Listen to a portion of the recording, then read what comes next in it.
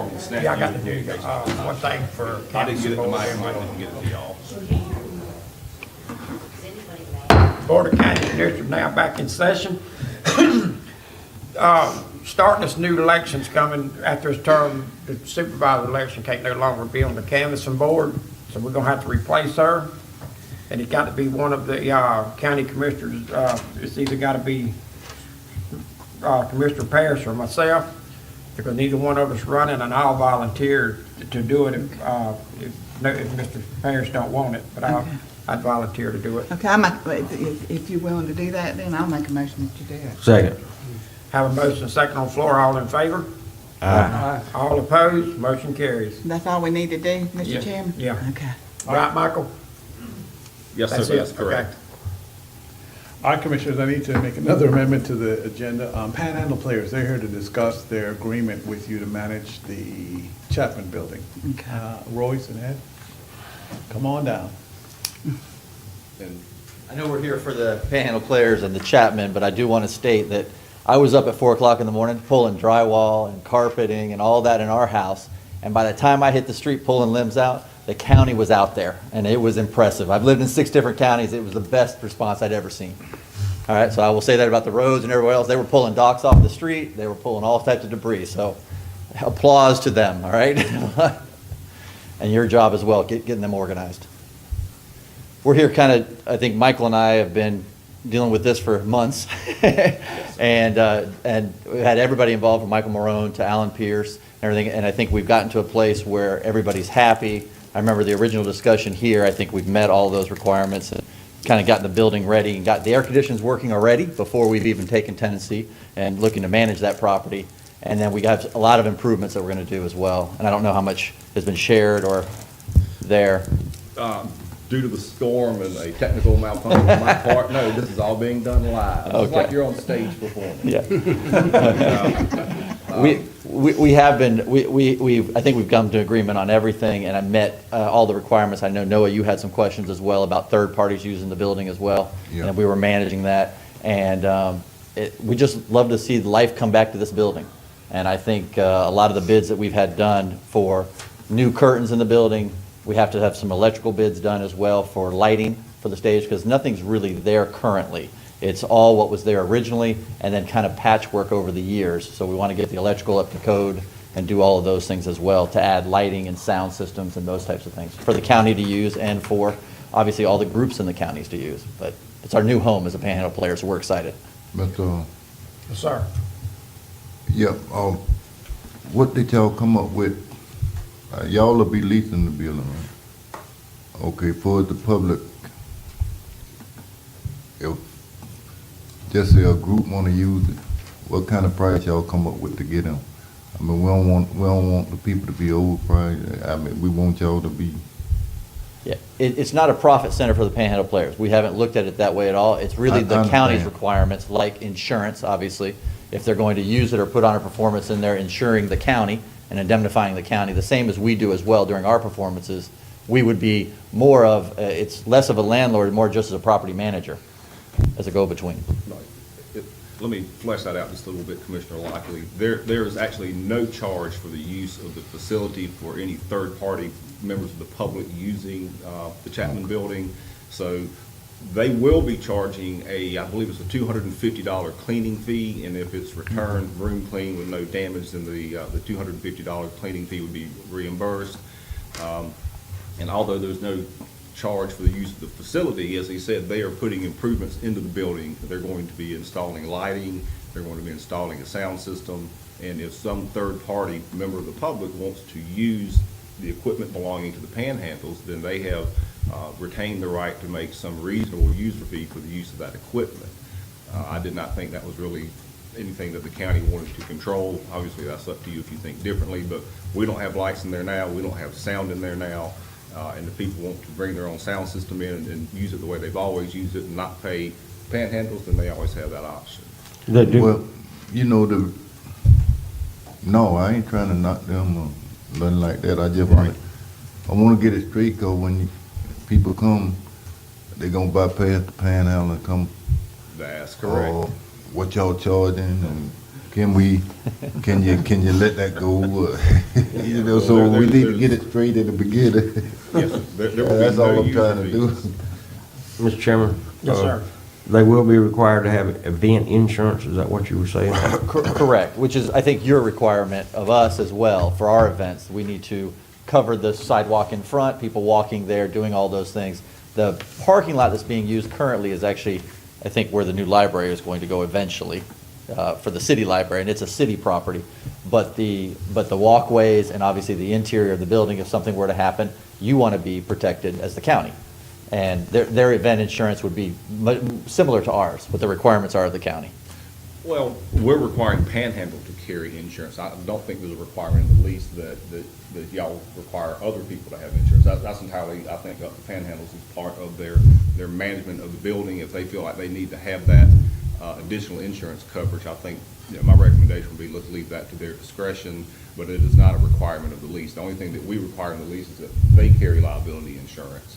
Okay, I was just trying to, Occupant of the the building. way I understood him earlier is that if somebody wanted to use the armory, I mean, the Chapman Auditorium, they wouldn't be charged a fee per se, but they would be required under their leadership to have an event insurance. Is that what I'm understanding? If the county requires insurance during their event, we can't control their event, obviously. And so for our insurance is going to cover Panhandle players and anything that we do on the property, anything in conjunction with that, including rehearsals or performances or any of that sort. But obviously, I think the county wants to be protected from their standpoint as well. I understand it's not a requirement, but that premises is covered for our events under our insurance, but wouldn't cover a third party coming in. You understand that, Mr. Lockley? If somebody wanted to have an event at the Chapman Auditorium, then Panhandle players are requested, or they will be asked by the Panhandle players to have event insurance. To protect you. Depending on the if it's county. and the price of that goes by if it's a one-day event or a week-long event. You know, the price varies with determined by the amount of time that you're actually going to be holding that event. Correct. I just want the commissioners to understand that.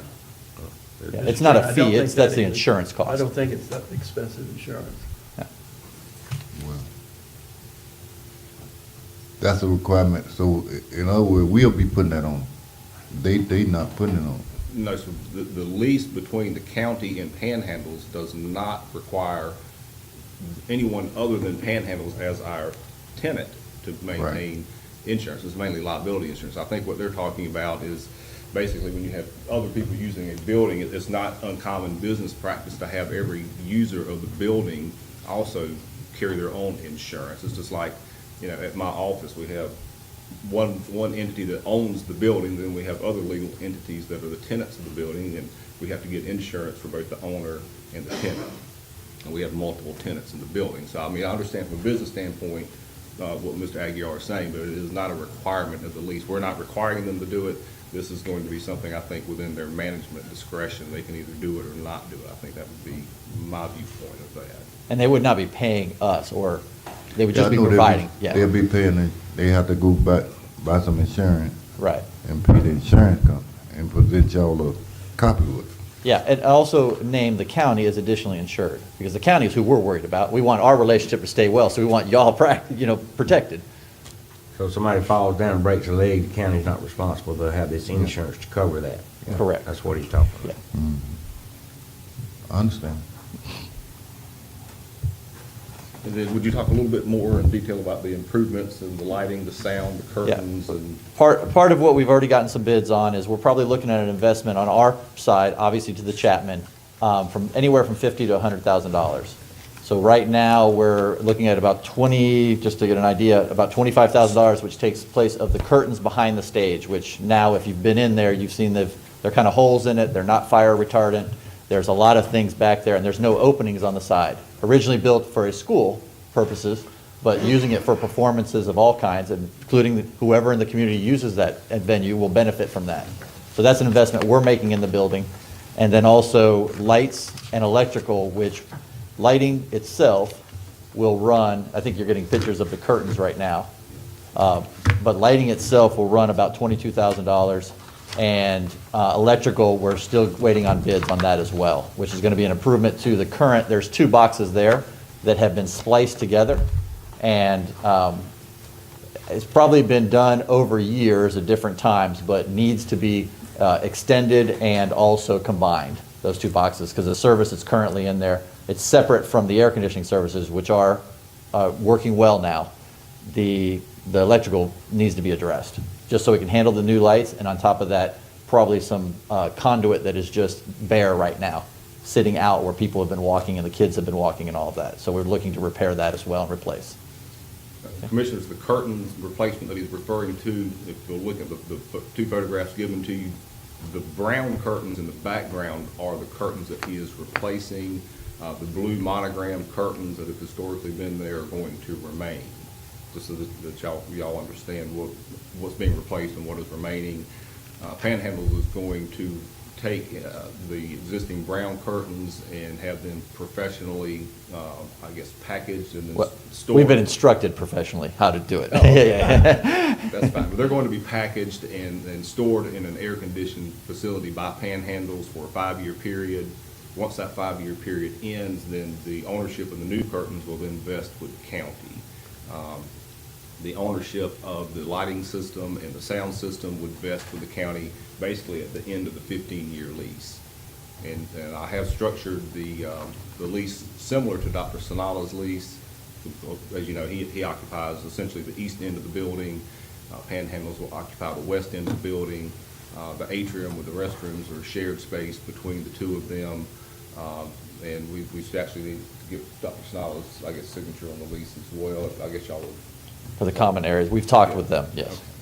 And so that's kind of how the lease is structured for the use of the building and the ownership of the improvements that are going to be made by Panhandles. We have tried to get together the list of other improvements within the building. I think there's some partition walls and some other construction that's going to be performed in the building. We're just not able to get all of that together for you right now. That will come back to you in the future as an addendum to this lease once they get all that information together. Question, I mean, this ain't got nothing to do with none of this, but do we own that building in the back of the auditorium? No, sir. The little band room, the little Yeah. one-story band room on the west side, most of that, I suppose, is retained by the school board. All we got physically from ownership of is the footprint of the building, all the green space between 98 in the front of the building, and then a 10-foot perimeter around the side of the building. That is what you own and have control of. And this will be two different leads. Make sure the public know that the doctor's office is a different lease than what they lease. Yes, that is correct. And we have a separate sidewalk and entrance also on the side of the building, that leads to that common area in between. Well, y'all will get a chance to enter two ways. Huh? What's that? Y'all will get a chance to enter two ways, front and on both sides. Yes, on the back is the back of the stage, but on the side, we're cut off by the fence because currently that's part of the playground for Project Impact and the school. That green area that he was referring to 98, that second entrance that we would access, it's cut off by a chain link fence right now. So we only have the one entrance on one side, and the other entrance can be used, but they dump out into the schoolyard from inside the building. Oh, I'm talking about they got two doors there. Well, you coming in the back, they still got a door on the other side. Yeah, on the auditorium itself, there are two doors, two on Right. each side, but the only way we have access is through a area Through the that's gate? currently chained off, yeah, chain link fence. So that's the only way, and we cannot come through the front of the building, obviously, because the doctor's offices are there. I know that. Yeah. The two other entrances are within the school property, the charter school property. You might have one on the inside of that little walk. There's one to the common area on the side that faces 98, or are you referring to the back side? No, it's that it faces 98. Yeah, then there's a second door, but it's within the playground. Okay. Yeah. And just as I guess a detailed item that still needs to be, I believe it's worked out, but we don't have yet have signatures, is all of the utilities, I believe, are in the name of the charter school, and they have separately, Panhandles has worked out a cost-sharing agreement with Panhandles. So what, or with the school, charter school, so what I'll have them do is we're going to have the charter school actually sign off on this lease as well as Dr. Snala. The charter school signing for the electrical utilities so that everyone understands the county is not responsible for the utilities. And then the common space is going to be used with Dr. Snala so everyone understands there will be a cost-sharing arrangement that they will work out the details of themselves for that common space. But those are the essential elements of the lease agreement. So unless you have any further questions for myself or Ed, I don't have any further presentation. So move. Second. Have a motion second on the floor, all in favor? Aye. All opposed, motion carries. Real quickly, I think it's advantageous for the county and the community. The brown curtains you're talking about, I don't know how old they are. I know they're over 40 years old. And they're in bad disrepair. They're ripped. I don't really know why we're storing them. I guess just because we had a lapse or something happened with the lease, I guess, but. Correct, as a backup. Yeah, they don't really need to be put back up there. They're in bad shape. I don't see us utilizing, having used this stage back when I was probably in the 4th grade. Yeah. And I'm sure they were there then. I'm sure they were there way before that. Basically, I'm just saying that the upgrades that you're making, the lighting, the new curtains, having someone in the building, keeping it up, maintaining it, and the public still has the ability to utilize that building. I think that's the main concern of the whole board here. It's the only reason we took it was that so that the public could use it for performances, and we allowed the charter school to use it for some of their stuff. I mean, and that sounds like y'all have a relationship with them too. So I think it's a win-win for everybody. Yeah. We share board members, so it works out great for both teams to play well together. So your contact, when somebody want to rent it, where it's gonna be located, your contacts? It's going to actually be one of the, we'll put up a sign as well, but we're going to nominate somebody on the board and have a management of that, just so there's an easy contact, a phone number you call, and we can set something up. Right now, we're going to actually go into renovations, so the first thing we're going to do is, we have a season coming up starting in November, but during that and in between, we're going to be doing all those renovations taking place as well. So the next 4 or 5 months is going to be construction, and then hopefully, then we're open. You know, and once we have things where it's safe, people can get around on it, then we start the process of scheduling. If you could get the information of who's going to be handling the reservation stuff to Michael Barone, he could actually put it on our county website. Yeah. Contact number of who these people, and he would have it also if he got phone calls, he would know how to direct them and who to contact. Sounds great. That would be a great help. Thanks for all y'all do, and obviously the team, Michael Marone and Mark Curitan was great as well, and Michael Schuler and Alan Pierce. You know, we dealt with them, but y'all allowed us to start this process, and we really appreciate it. All right? Thank you. Thank you. Good luck. Yeah, we voted on it. Thank you, Mr. Chairman. Thank you for letting us amend the Yeah. agenda. Ms. Marshall Johnson?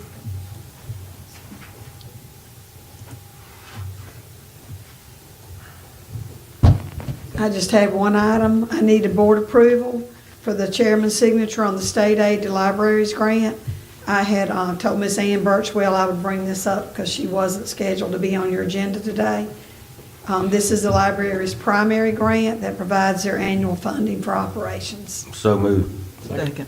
Have a motion second on the floor, all in favor? Aye. All opposed, motion carries. And just a reminder that we have our first budget hearing this afternoon at 5:15. Alan Pierce, Michael Morone. I'll do the best as I can, imitating Alan. Michael Pierce. That's funny. Inform the board that Dewberry has submitted their first payment for services provided under the Restore Planning Grant.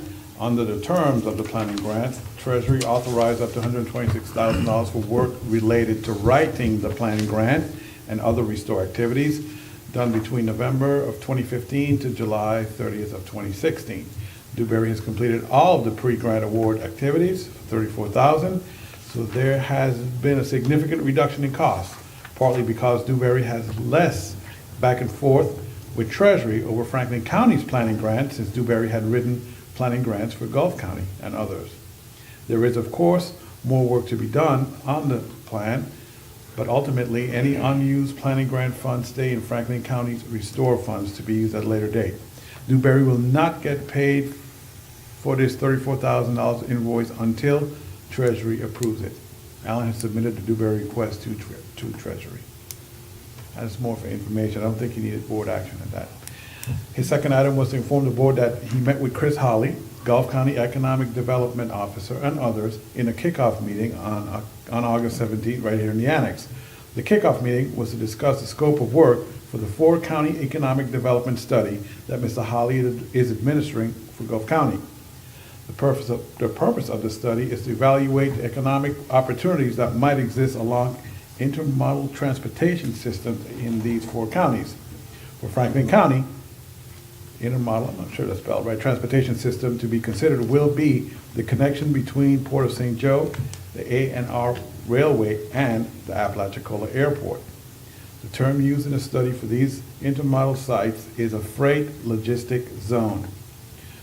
Florida statutes creates incentives for freight logistic zones, so one of the goals of the study is to evaluate the connection between the port and the airport to see if it can qualify as a freight logistic zone.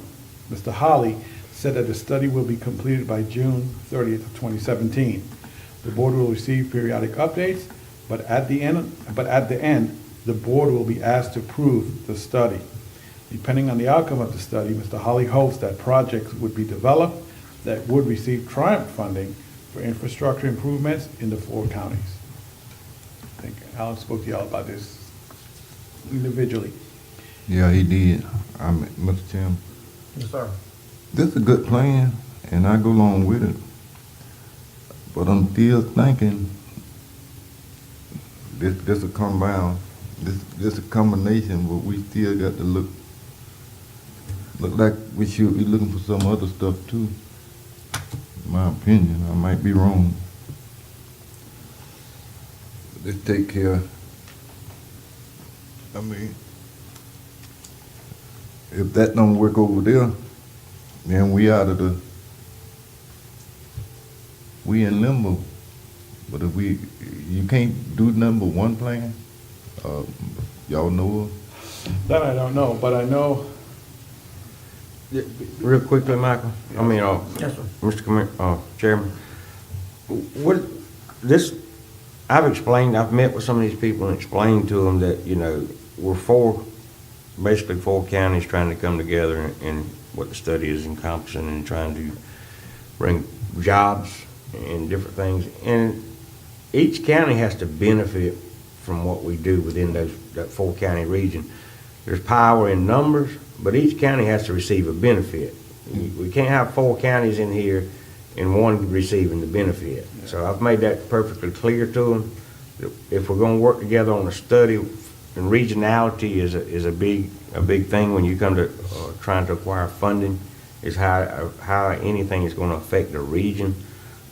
So I've made it clear that it has to benefit all these communities in order to have community buy-in, and that is the people of your community supporting a particular project. Then there has to be benefits to that community. It can't be four of us together and one of us get a project and nobody else gets any benefit out of it. So I think that's one concern you're talking about, Commissioner Lockley. Yeah. I've made that perfectly clear to them. Yeah. They have been in contact with me because the airport is in my district. Yeah. The people that I represent are around that airport. But I think the people of the county, I don't really want to say publicly, but anyway, it has to benefit everybody. So I've made that extremely clear to them. That's not to say that if you had a particular project in a particular area that these communities cannot benefit from it. Looking at the paper mill back when it was in Port St. Joe, there were a lot of people in Franklin County that worked over there. A lot of people retired working over there. So it doesn't really matter where the project is located, so long as the communities involved all benefit from it. When we're talking about job creation, it could be something over here, but if we don't have enough people to fill the jobs, then people from Gulf County could apply just as we did with the paper mill. So we can't sit back and say where the project going to be located and but we can say it's got to benefit our communities, and we assure that when we vote to buy in on a particular project. But this is just mainly a study to see what might be available, looking at the intermodal transportation is a big issue. When you try to bring people in, they all get around the I-10 corridor because they can distribute the product so much quicker when they just jump on the interstate and take off across the country. We're hamstrung with that with a two-lane highway system here. And the people of the community didn't want an inland highway, as you remember several years ago. The state wanted to move the road in, and the people didn't want it. They didn't want roads going through environmentally sensitive areas, marsh grass and stuff like that. The people of our community didn't want that.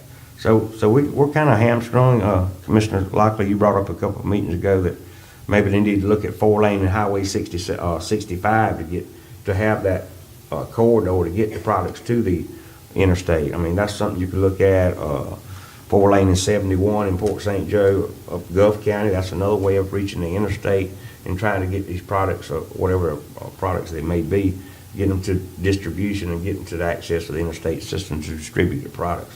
So there's a lot that goes into this.